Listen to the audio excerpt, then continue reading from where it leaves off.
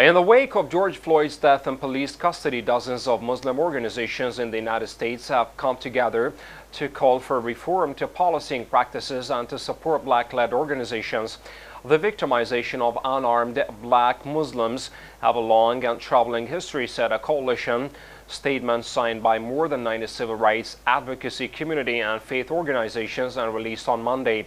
As American Muslims, we will draw on our diversity, our strength and our resilience to demand these reforms because Black Lives Matter. Proposed changes include prohibiting racial profiling and maneuvers that restricts the flow of blood or oxygen to the brain, such as chokeholds, making it legally easier for prosecutors to hold law enforcement accountable, and redirecting police funding into community health education, employment and housing programs. The statement also calls for the establishment of a federal standard that use of force be reserved as a last resort, only when absolutely necessary and after exhausting all reasonable options.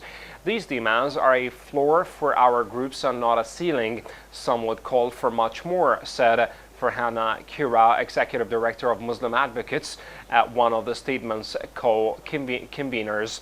We are also urging all American Muslims to call their members of Congress right now and to demand a stronger response from them. Like members of other faith groups, many Muslims in the U.S. have joined in the outrage unleashed after Floyd.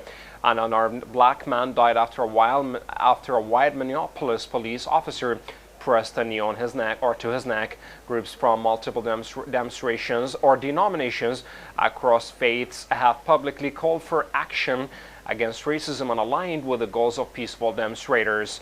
In street protests, statements, sermons and webinars, U.S. Muslims have rallied against racism and discussed reforms.